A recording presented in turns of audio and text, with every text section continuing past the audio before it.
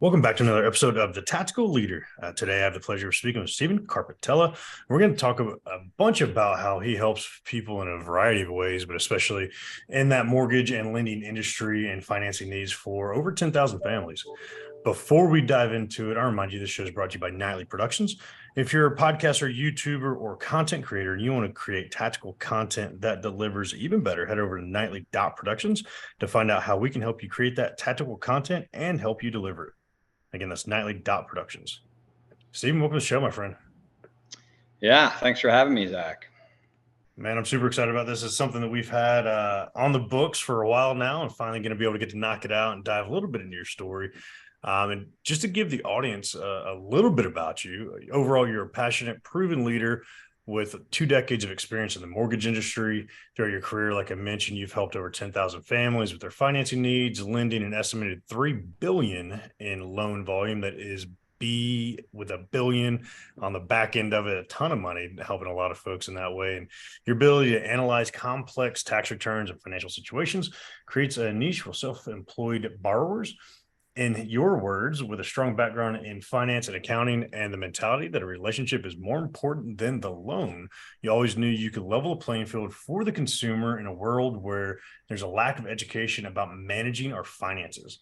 And I know that was kind of what our first conversation was about when we met at a local sports venue in a game here in Atlanta. But before we really dive into that passion and everything you've built over the last few years, tell us, what's a fun fact that we might not know about you from that professional side? Fun fact: surfing is my other job. That's my other passion in life. Mortgages and surfing compete with each other. Sometimes surfing feels like work, and most of the time it feels like fun, and vice versa. Most of the time mortgages feel like fun, and sometimes it feels like work. But yeah, I've traveled all over the world. Still at 48 years young and pushing the needle and progressing. That's awesome, man. I know surfing probably has a lot of disciplines back and forth that you can kind of integrate into business as a whole. What got you into that as a sport? I mean, realistically, a sport, right? I mean, I can't imagine that. Yeah. I don't surf, so I don't really go that hard into it. Yeah, I grew up playing sports, loved baseball, ran track, football, basketball, some of it in league, some of it just with local friends and stuff like that we used to play all the time. And, our family used to vacation at the beach. I'm originally from Bucks County, Pennsylvania, the Jersey Shore. And we used to rent a house for a week every summer, and I would go down there, and I just started really falling in love with the ocean in general. Like that week of the year was like one of my favorite weeks, and started off boogie boarding and getting out in the waves, and just love just the constantly changing fluid dynamics of the ocean. The wind, the tide, the swell direction, all these things. I'm kind of nerd out on like meteorology and things like that. And my aunt Linda, my godmother, she was a teacher. So they started renting a house for the summer. So I was like, I'm going to go stay with Aunt Lynn during the summers, So I was pretty much living at the beach during the summers. And one of the houses we rented, there was a couple lifeguards who lived in the garage that was like converted into a little apartment. There's all these surfboards, and it smelled like wetsuits and surf wax. And I don't know, I just thought they were like the coolest guys ever. And my parents didn't want me surfing because it was too dangerous. So they're like, you can use this board over here anytime you want. So my parents aren't around during the week because they're working. So I would sneak and take a board out. It was one of the most frustrating things I've ever experienced. I'd argue I've quit surfing 100 times over. I couldn't figure out how to get to my feet, stand up and ride a wave. And then one day they let me try this longboard, and it's really long, like this 10-foot board. And it took all the balance out of it. And you could just, like, it's like a canoe without sides, like super easy to paddle. And it was just really glassy, like there was no wind. The ocean was like a mirror, and the little small day was maybe like waist high. And I took off on this wave, and I rode it all the way down the beach. And I remember just getting low and dragging my hand on the wave. And I mean, I literally remember it like it's happening right now. Like that's how vivid it is for me. And my life changed. Like I was like, oh my, I was so blown away. I couldn't wait to get back out there and try to catch another wave. And I was like, this is it. I'm done all sports. I played soccer for a long time. I was really, played on traveling teams. And I was like, I didn't go back to practice that summer. I was done. And I spent the rest of my high school career drawing murals of waves and stuff on desk and get in trouble for it. Like, it just blew my mind. I was like, I got to figure out a way to do this the rest of my life. I just knew I'm on the planet to surf, riding And waves. man, and fast forward now a few years later, and obviously with it being the secondary job, essentially, you've been able to maintain that. And you said something that was pretty interesting, where you've quit it over 100 times probably, and that Oh yeah. frustration gets mounting. But I know a lot of what you talk about with different pieces of your journey is really making sure you're giving yourself that grace. And I think, obviously, in something like surfing, that could be a huge piece of it. But even you fast forward over to business or life finances, especially, you have to have a little bit of grace. Can you talk to us about how the surfing mindset, give yourself grace there, is fed over into the business world where you're highly successful with EPM? Yeah. I mean, you teed that one up great. I mean, it's just so, to me, it's so obvious. And I'd love to see if everyone could have that aha moment in hearing this. We watch sports. Most people do, whether you even watch sports or don't watch sports. Someone's always got a game on and stuff like that. And pick the sport, let's just say football, for example, is just super popular. There are mistakes and failures that happen every single game. Balls are overthrown, not caught, fumbled, dropped, sacks, right? There's plays that just don't go right. You don't see them all walking off the field after one play, right? It's back up and back into the huddle and on to the next one like it never happened. Baseball, Eddie, coined this one, but the 350 rule. If you're batting 350 in baseball, you're Hall of Fame. Failing 65% of the time to make the Hall of Fame. Like if you think about it, that's pretty crazy, right? So the whole saying like practice makes perfect. I mean, maybe it never makes perfect, but the point is, anything you're going to do well in life is a discipline, and a discipline requires practice. You're not just going to go do karate and learn karate in one day. You're not going to learn surfing in one day. You're not going to learn mortgages in one day. You're not going to learn anything in one day, unless it's maybe making a peanut butter and jelly sandwich, right? Like something very simple, something very easy. But where it requires cognitive, physical, or both, I just love sports and how it connects with business, or at least I've made that connection, because sports, you think performance. And when I think what a lot of people, when they think about business, they just think work, like, hey, it's my job. No, how about if you actually showed up and performed at your job? Like, why can't we all be professional business players? And I started treating myself like an athlete in business and going, hey, why not? Why shouldn't I do the work on and off the field? Like maybe what I do for a living while I'm walking and talking on calls all day or punching a keyboard isn't physical. That doesn't mean I shouldn't maintain my physicality. It makes me feel better. It makes me perform better. I can process more information. I can handle stress better. So it's really tying those two together and realizing like the game of life to some degree is a sport, that requires all aspects of us to, all disciplines of our lives to be dialed in. And it really does, and that leads really well into, you talk about being having a routine and being very set, and furthering yourself, having that discipline. And one of the things you've said before is like with awareness comes choice, right? Once you have that awareness attached, you have a choice attached to it. Can you explain that phrasing to us and how that applies to a routine? Yeah. So I started, intentionality was like my first favorite word. Like, people have favorite colors.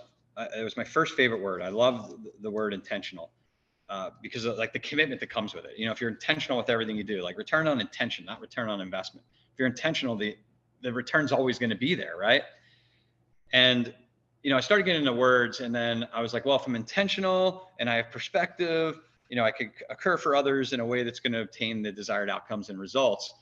And then someone taught me, someone recently, I stole that awareness. With awareness comes choice, by the way. Darius from TMS, he's the man. But he's like, well, without awareness, you can't have anything else. And I was like, shoot, you're right. Like awareness comes first. So awareness became my number one word, because without awareness, I can't be intentional. Does that make sense? Like you can't have anything else if you're not aware of how you're being. So I started going on this word bender and started rereading these words and actually looking up the definitions, Google them and reading. Back in the day when we learned these words, it was for a spelling bee or a memorization test. But now you reread these words with all those years of experience, and I'm like having aha moments reading simple words going, I've used this word a million times, and it's like I'm looking at it for the first time ever and really understanding what it means. So I've really gotten on that, with awareness and intentionality and perspective and all these things that I've built into my life. And it's funny, I'm that guy. and almost to being a jackass to a certain extent of like, well, the word you just used means this, and I don't understand the context with which you're using it because the actual definition of it. It actually makes me laugh where we talk about having that awareness, and you can't have anything else without that awareness. My word of the year for this 22 was intentionality and being very intentional with a lot of things. But even that word, people don't necessarily understand what intentionality is as a whole. Have you been a lifelong learner attached to whether it's been reading or books or mentors? Is there something that you've really seen that has helped shift that mindset to where you're more inquisitive about certain things like that? Curiosity became one of my favorite words. Well, what's that saying? Everyone hates a know-it-all. Like if you learned everything, like, I don't know, it's like, it's over. Like you've reached the pinnacle, you've reached the top, you know everything. You're the best, right? Like, I mean, I don't know. It's like there's nothing left to strive for. So for curiosity to me represents the never-ending pursuit of learning, right? A lot of people say in sales, always be closing. I say always be curious. If you're asking questions, be interested, not interesting, type behavior. And my business, we talk a lot about relationships. Like we can get as many people. I don't want to put you on the spot, but like most people can't define what a relationship is. Oh, it's trust. It's being together. No, it's the way in which two or more concepts, objects, or people are connected, or the state of being connected. A rim to a wheel, a plug to a socket, a key to a keyhole, right? Like there's that's what a relationship is, and in terms of the physical sense, like an object, but also people, the state of being connected, to be in a relationship with somebody. And there's obviously all those different types of relationships. So yeah, I went a little sideways there, but No, I love that piece a of it great because you're example. Like if you ask 5 people in the room to define relationship, you're going to get 5 different definitions, and none of them are going to be accurately depicting what a relationship is. 100%. And that's something that I almost laugh about with our mutual friends that we both know attached to business and doing different things. You and I both talk on those terms, right? And really defining like moving forward in a way that is impactful for both people, not necessarily monetarily, but also in that relational community way. And that's something that I really respect about the first conversations that we had. You really were focused on that piece of it. And when you realize what you do in the world with EPM and being the top dog over there, I mean, you're doing some amazing things, and billions of dollars that you've helped families get that funding and that lending and focus on having a home. You're helping people create something in a totally different capacity, which is like a baseline relationship builder, or in this society, that could be a relationship breaker with a lot of marriages breaking up over money and divorcing over that thing. So like you're right in the middle of it all. So having that relationship first mindset as an organization, has that shifted the efficacy of the business or the relationships you've had with clients and potential clients and team members? Yeah, absolutely. And like you just hit on a couple different aspects there, right? It's not just the relationship with the client. Like if you peel back the planet Earth, if we go up 50,000 feet and look down on this place, we are all a bunch of ants running around. If you could time lapse it, handing money back and forth to each other, right? We buy and sell goods and services from each other. And if you're in the relationship business, you're going to do whatever that is better than someone who isn't, right? Like if you're selling t-shirts and you're a relationship first mentality, you're going to sell more t-shirts. It's just that simple. Our dollars are votes. We don't even go to different people to cut our hair for the most part. And me and you probably being 2 bad examples of that, because I was gonna say we're terrible. Like, yeah, and I don't have any hair, so I mean, we don't have a lot of hair cut, right? But when we do, we go back to the people that we're comfortable with. We support them. We want the people that we know, that we like, to make money, and it's okay. We're exchanging dollars back and forth. And if you have that relationship mindset, and I really stole this from like the doctor mentality. Like we don't go to a different doctor every time we get sick. Yep. We're creatures of habit in every aspect of our life. We go to the same restaurant, same bar, same this, same that, right? We buy the same goods and services. How is this any different in this world? Especially when it comes related to finance, where we live in a world where no one's taught anything about their finances at all. No, literally nothing at all. Financial illiteracy is like one of the biggest problems in the world. So when we're talking about that piece, and obviously educating clients is a big piece for you, and the methodology that you have has been a fascinating piece when we first talked. But Why do you think so many people get it wrong when it comes to relationships, business, and really finding that value to give forward to folks? Why do you think people get it wrong? I think we're programmed wrong. We're taught wrong. Mm. We're taught to, to win, to get the sale, to make the money, right? Like, the money is the driver and the motivator. And and this is going to sound crazy, and I know you get it. If you let that be the byproduct instead of the primary target and primary focus, everything changes. Like, it's crazy. I can't describe it. Like, you just become really good at building relationships. Like, Einstein figured out E equals MC squared. I don't really know what that means, but I know that if you build relationships, you will transact more. It'll be the money ultimately ends up becoming the byproduct of great work. And we're on this planet with what? Not robots, people, billions of people around us every single day. The person that's dropping off your Amazon deliveries, the UPS and FedEx drivers, the mailman, like, the person that comes to fix your washer, dryer, whatever it is. Like, we're connected on so many levels, and we look at people as titles instead of looking at them as actual people. And it's really interesting as you talk about that. I mean, there are so many people that get that wrong, where the common word or the phrasing is the no like trust factor. And that's like people are ad nauseum just like regurgitating that around. Oh, no like trust, no like trust, but don't actually understand what those three things are when it comes to knowing, liking, and then actually trusting.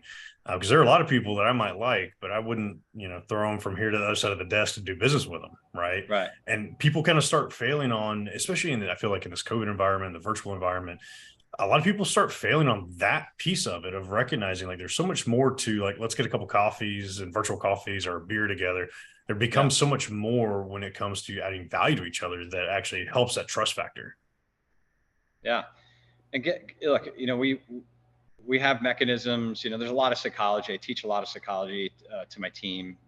Not just the offense and the relationship origination aspect, the processors, the underwriters, everybody. Talk to them about the psychology of things. Like, we got to get to know each other. You got to peel back the onion and ask questions. And when you get to know people, our brains are designed to fill in the gaps. If I put a word, if I said put just it, what the middle word is. If I put the Nike swoosh on there, just do it, right? Like we fill in the gaps. So we judge people every day. We look at people, we size them up, we scan them, and we start filling in the narrative gap. And when you actually get to know people, I mean, how many times have you heard or seen in a movie, a show, or in real life where you're like, man, I look at that guy, I was like, whoa, this person's got some challenges, blah, blah, blah. And then you get to know him, you're like, nicest person in the world. Crazy, right? Like, look, the book, don't judge the book by its cover, right? Yeah, 100%. And I Too, love too much of that that piece of goes it. on. 100%, way too much, especially in the Instagram world or the social media world, where people are immediately casting that judgment. And that really goes to core values. And I know at EPM you'll have some really impressive core values. I imagine some of these really focus into the world that you're bringing, you're living, where you keep those things in alignment. But reading through some of y'all's core values and looking at things, I'm a Dale Carnegie certified guy, so I think about his tenets and how to win friends, influence people, how to live without fear aspects of it. And it's Yeah. really interesting the things that y'all highlight about doing the right thing, always treasure, protect, and promote the brand, really speaking courageously, choosing positivity, really thinking about the organization first and how to further that. But the very last one I laugh about, because it's like this is like you to me, right? When I think about you, this is what encapsulates: keep things fun. You're always having a Yeah. good time. You're going to games. You're socializing with the team. There are a lot of core values attached to it. Are those the core values you have personally, or do you have a set of core values that you bring into the business that further those values with the organization? Yeah. Yeah. I think it's important. Like, this comes back to, like, almost like, think of like having an identity crisis. Like, everybody should do this exercise and sit down and think about the words that drive them. So again, awareness for me. Without awareness, I have no choice, right? I'm not, with awareness, I have it. Perspective, to see things, to see every angle, to try to put myself in your shoes and see what you're seeing. Creativity, I love creating. Intentionality and balance, like my top five. And, knowing the definitions to those words, knowing what they mean to me and how they show up in my behaviors and my actions, like those are the drivers.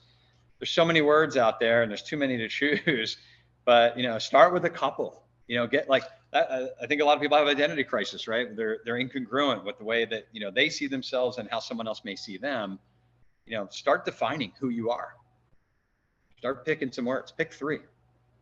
And that's a big piece. I love that you bring that, because that's a big piece in the veteran space, or just in the transitioning space. You have people going from corporate into business ownership, really trying to identify themselves. A big piece of my journey is losing the uniform, getting medically discharged, getting the injury, and losing that identity where people, you surf, you travel the world, you do different things. Do you see that as your identity? Do you see EPM as your identity? What would you recommend to people that haven't found that identity?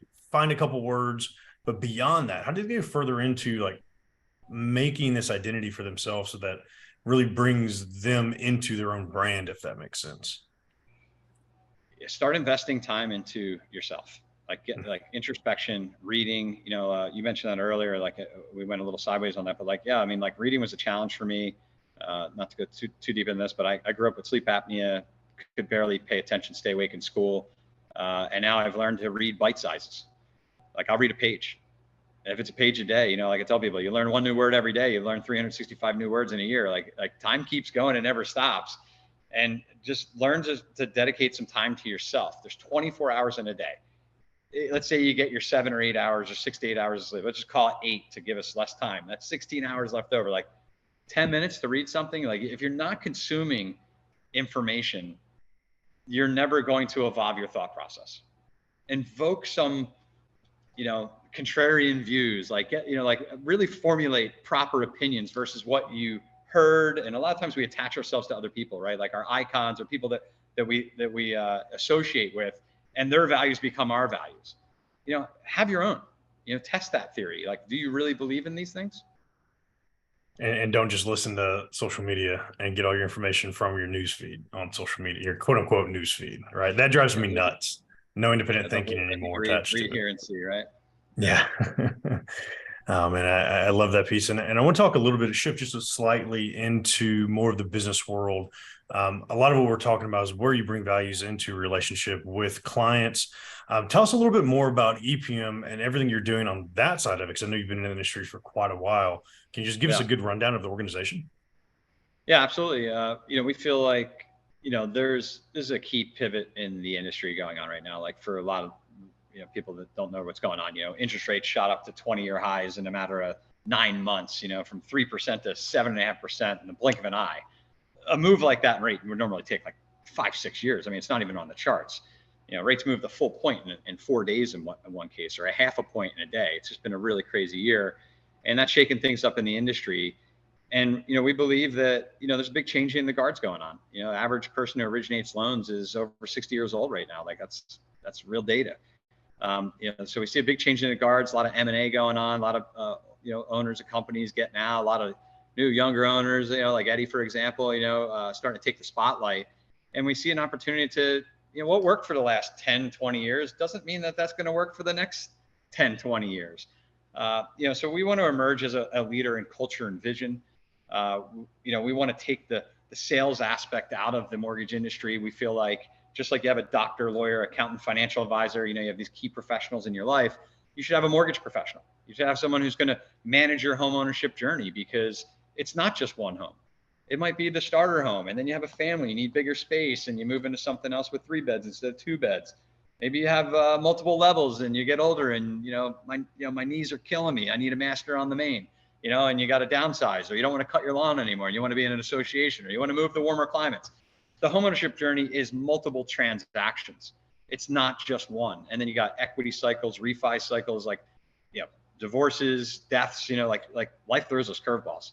Life is a liquid environment. You talked about like how surfing ties to like this business, like it's just constantly changing, just like the ocean conditions.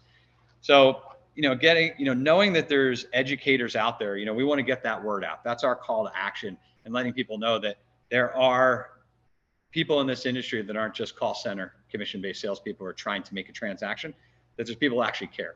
And that's our brand narrative. EPM stands for Equity Prime Mortgage. We also say empowering people more, and we do that through financial education. And I have to vouch for that piece of it, man. It's been I've bought and sold over the years for many years. And I even on the VA side, the VA loan side of stuff, where I had a very well known veteran, quote unquote, preferred organization kind of rail me at the last minute. Oh, we can't get you the VA loan, so here's the 7% instead of the 1 point, and it changed my rate by $600 a month for several years until that refi could happen. I mean, having somebody that actually gives a crap about it and this piece of it, I mean, you're talking, a percentage point or two could really shift the monthly dynamic of a family in a lot of ways. So skyrocketing to especially highs right like now. this. Yeah. I mean, Right now we got inflation, health insurance costs are through the roof. I mean, there's nothing that's cheap in life right now. So every dollar's got to get stretched, and you got home values at all-time highs with interest rates at 20+ year highs, rates that people haven't seen, arguably ever. And no real telling if it's going to go back down. So you want to make sure, or at some point, always the ebbs and flows, but there'll be cycles, but you have to plan on, hey, this might be the mortgage I have for the rest of my life. Yep. Yeah. And having people like you that care. Yeah, I mean, it helps to have those ins and outs attached to it. And I love that piece of it. And I really want to give the audience an opportunity. If you had one piece of advice or one piece of content that you just absolutely loved, whether reading wasn't your thing, bro, I don't read either. I listen to everything's listening. So I listen to books these days, but if you had a resource that you've had in your life, whether it's a mentor, a book, podcast, something that you've had over the years, what would you recommend to somebody to go figure out more about this relationship building and a lot of the concepts you're talking about? I honestly think it's a life practice. Like, it's just like, I don't know. It just, for me, the light bulb went off. It just became common sense.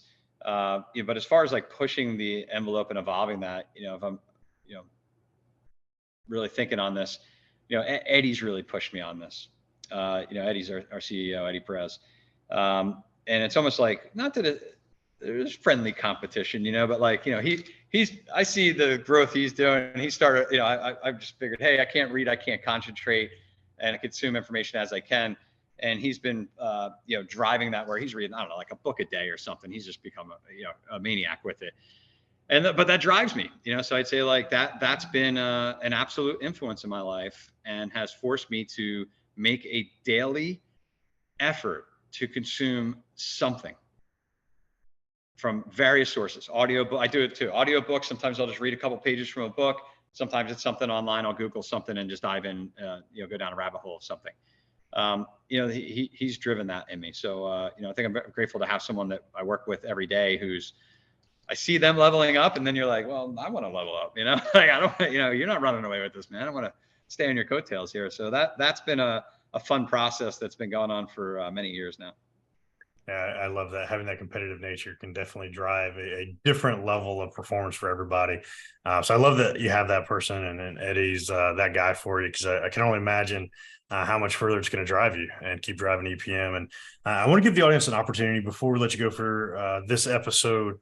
What's the best way for them to reach out, find out more about you, find out more? I know EPM's putting out a ton of content. You put out a ton of content. Can you just give us the links, the handles, the best way to find out, reach out more? Yeah, Facebook, Instagram, Steve _ Carpitella on Instagram. Facebook, you can look me up, Steven Carpitella. Emails, my first initial last name, S Carpitella, CARPITELLA at epm.net. And I give my cell phone out to pretty much everybody. So, 215-802-4471. If you need to get a hold of me, shoot me a text. Those would be great ways to get a hold. I love it. Steven, or Carp as all the people call you around here, man. I appreciate your time today, brother. And I look forward to bringing back Tactical Friday, get a little bit more tactical about everything that EPM's doing in this crazy world. Appreciate your time, my friend. Good. Yeah. Thank you so much, Zach.